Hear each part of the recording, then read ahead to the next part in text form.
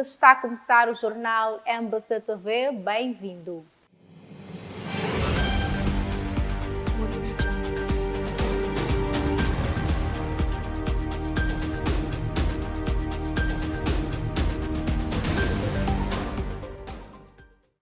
Para hoje, a inteirar em cerimónia oficial os restos mortais do nacionalista Rui Baltazar dos Santos Alves. Falando nas Ezáquias, o presidente da República, Filipe Jacinto Nunes, afirmou que em todos os cargos públicos por si exercidos, Rui Baltazar mostrou sempre prontidão para servir a pátria e contribuir para o desenvolvimento.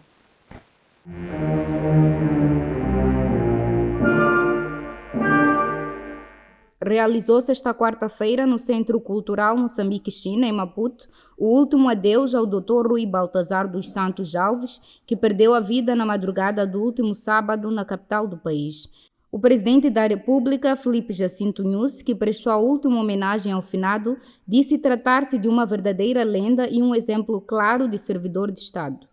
Prestamos esta homenagem com verdadeiro sentido de gratidão, porque Rui Baltazar foi um verdadeiro patriota, um homem de regras e princípios que se destacou, dentre outros, na forma paciente, didática e sempre sábia na abordagem das causas do país, na formação das gerações mais jovens de cultores de direito e na defesa intransigente do Estado de Direito Democrático e do princípio da separação e interdependência entre os poderes do Estado. A presidente do Conselho Constitucional, Lúcia Ribeiro, disse que a vida e obra de Rui Baltazar evidenciam sua fidelidade ao país. A sua vida e a sua carreira profissional foram sempre testemunhos da sua fidelidade à pátria.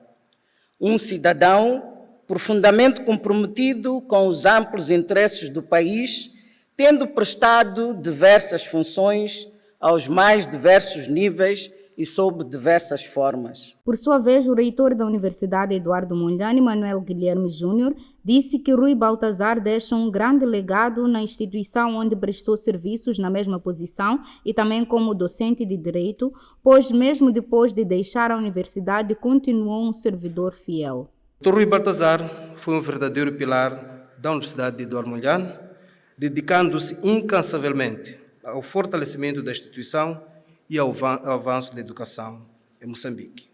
O seu legado na UEM é um testemunho da sua visão, dedicação e compromisso com o desenvolvimento do país. Para além dos cargos de presidente do Conselho Constitucional e reitor da UEM, Rui Baltazar também ocupou cargos públicos como de ministro da Justiça no primeiro governo da República Popular de Moçambique e de ministro das Finanças. Personalidades políticas da sociedade civil entrevistadas pela MBC TV nas Ezáquias de Rui Baltazar destacam o humanismo, patriotismo, integridade e profissionalismo como principais qualidades que marcaram a vida do falecido. Para mim, é um irmão. Para os meus filhos, é um tio. E nós não estamos aqui por protocolo. É uma parte de nós que se partiu e, sobretudo, porque depois da partida de Samara são poucos os que ficaram ao nosso lado. E ele é um deles. O Dr. Rui Baltazar era uma pessoa muito humilde, simples, uma das pessoas que vivia com base em respeito à integridade, à responsabilidade, à competência, que são valores fundamentais para nós, a juventude, que achamos que temos que seguir para construir este Moçambique. Com ele trabalhamos, uma pessoa que esteve sempre acessível, quer para discutir aspectos de natureza jurídica, quer para discutir aspectos de natureza política ou quaisquer outros. Os cortes na despesa pública recentemente anunciados pelo Ministério da Economia e Finanças devem contribuir para a estabilidade do país e não propiciar a ocorrência de convulsões sociais, alerta Pedro Cossa, presidente da Associação Moçambicana dos Economistas. Para Pedro Cossa, o país devia rever o processo de descentralização em curso, por este representar um peso na despesa pública. O programa de cortes salariais na função pública, anunciado recentemente pelo governo, começa a ser implementado em 2025. Entretanto, se a mexida nos salários dos funcionários públicos parece já ser uma certeza, dúvidas existem sobre o impacto desta medida. Há várias formas que podem ser encontradas. O mais importante é que esses cortes mantenham o nosso país estável e que não haja convulsões sociais. Como país, e tendo em conta as várias crises e os vários desafios que estamos a enfrentar, não creio que suportaríamos um cenário de convulsões sociais e que não é desejável. O economista diz que os cortes nos salários dos funcionários públicos mostram que o país anda numa indefinição no que é o cumprimento da sua agenda de desenvolvimento diz respeito. O importante é que respeitemos os planos que são elaborados e não implementarmos planos sobre os planos já elaborados. A partir da altura em que saímos do PES, a partir da altura em que saímos do PQG, trazemos outro tipo de planificação fora daquilo que foi aprovado, sem dúvida alguma que isso vai gerar dificuldades. Para Pedro Cossa, a descentralização tem uma fatura pesada nas contas públicas e aponta a dissonância existente entre a figura do governador e a do secretário de Estado, ambos a coabitarem numa mesma província. Pelo menos nestas duas figuras, se saiba quem faz o quê e sem termos que correr o risco de duplicação de estruturas. O secretário de Estado pode existir, mas não sei se nós precisamos de ter um representante da saúde que preste contas a esse secretário de Estado e um representante da saúde que preste contas ao governador. São rios de dinheiro que são gastos neste processo. São gastos só para termos que manter duas pessoas que vão fazer praticamente a mesma coisa. O corte das chamadas gorduras ou excessos na função pública, entre eles os salários, é uma das recomendações do Fundo Monetário Internacional e visa equilibrar a balança de pagamentos considerada insustentável.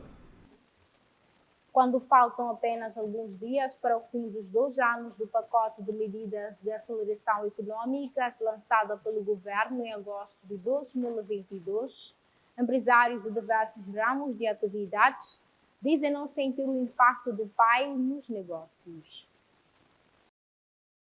É já dia 9 de agosto próximo que o pacote de medidas de aceleração econômica completa 2 anos após o lançamento pelo presidente da República, Filipe Nyusi, em agosto de 2022.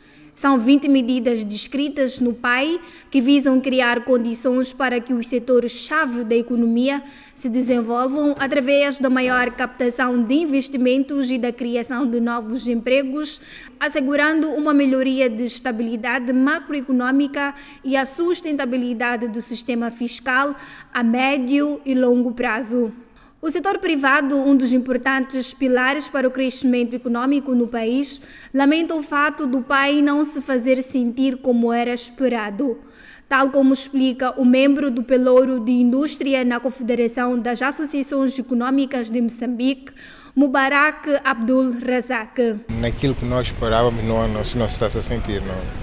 Logicamente que faz-se um plano e a aplicação desse plano, depois o tempo é que diz se valeu a pena ou não valeu a pena. Valeu a pena, mas ainda vai levar tempo para que se sinta realmente o resultado, bom resultado que se esperava com esta introdução do PAI. A presidente do Pelouro de Saúde na CTA, Maria Malia Hassan, por seu turno, destacou que mesmo com a implementação do PAI e seus, o Executivo tem criado barreiras que dificultam os negócios, particularmente no seu ramo de atividade. Eu digo no setor de saúde por causa da burocracia que foi criada agora pelos vários setores que regulam a área de saúde.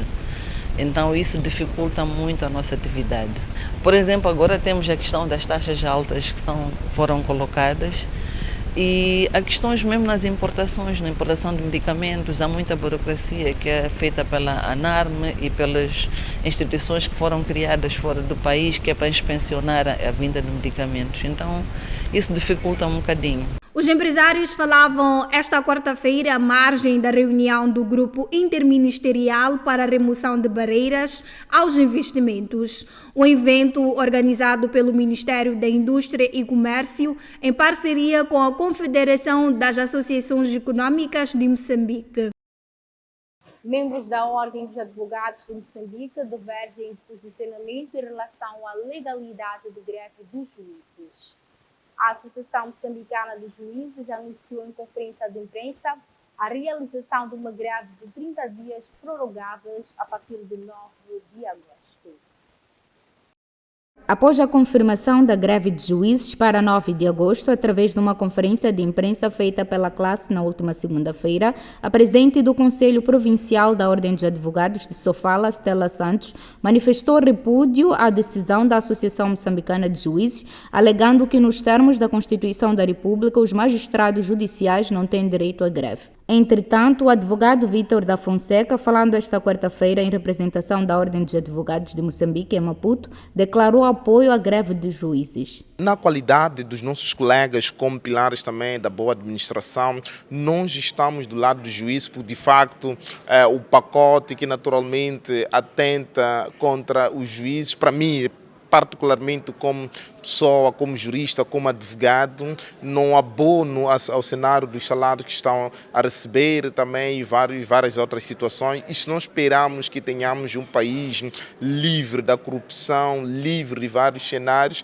temos que acariciar essas pessoas que decidem sobre matérias sensíveis na sociedade moçambicana. Sobre a legalidade da greve, o advogado considera que a lei não condena a greve quando se trata de manifestação contra a violação de direitos. Nós não podemos dizer que deve-se condenar veementemente a reivindicação do juiz, tendo em conta que no ano atrasado já teriam submetido junto a uma exposição a quem de tutela, até a presidência da República, como também a ministra de tutela, para verificar aquilo que é os seus direitos, o seu pacote salarial. Eu há dias via uma tabela salarial a nível dos países africanos, como também falantes da língua portuguesa, que os salários dos juízes rondavam num pacote atrativo. Refira-se que o governo já se pronunciou através da ministra da Justiça, Assuntos Constitucionais e Religiosos, Helena Kida, que disse não haver no momento uma solução para a satisfação das reivindicações dos juízes. O ex-secretário-geral do Partido Frelimo, Roque Silva, é o novo administrador não executivo da hidroelétrica de Caorabassa. De acordo com uma nota publicada na página oficial da HCB na rede social do LinkedIn, Roque Silva foi nomeado pelo Estado moçambicano na qualidade de acionista maioritário da empresa, representado pela Companhia Elétrica do Zambeze. O ex-secretário-geral da Frelimo, Roque Silva, que recentemente renunciou ao cargo, acaba de ser nomeado administrador não executivo da hidroelétrica de Caorabassa, HCB, a maior empresa produtora de energia elétrica no país. De acordo com uma nota publicada na página oficial da HCB, na rede social LinkedIn, o maior acionista da empresa, representado pela Companhia Elétrica do Zambeze, indicou em sessão recente de trabalho o Sr. Roque Silva para as funções de administrador não executivo da HCB, conforme regem os estatutos da empresa. O Estado moçambicano é o acionista maioritário da firma, com 85% do capital social, seguido da REN, com 7,5%, dos cidadãos, das empresas e instituições moçambicanas, com 4%, e da sociedade HCB, que detém 3,5% de ações próprias. De acordo com a nota, a indicação acima referida surge na sequência da cessação de funções do Manuel Tomé por conta do seu desaparecimento físico ocorrido a 25 de março deste ano. Roque Silva Samuel é formado em Direito e tem mais de 30 anos de experiência na administração pública.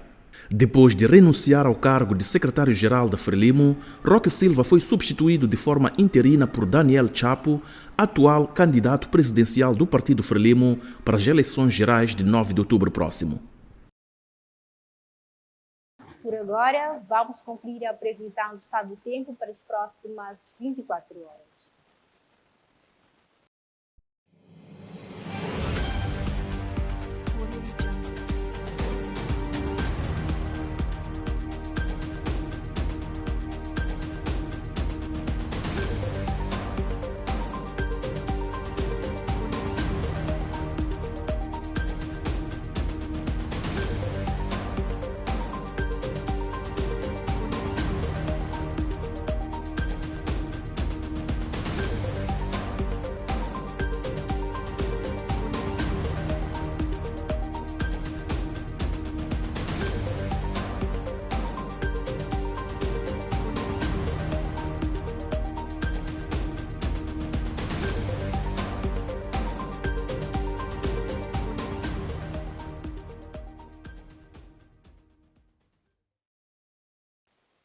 Por aqui termina a presente edição do jornal MBC TV. Voltamos amanhã com mais atualidades. Boa noite.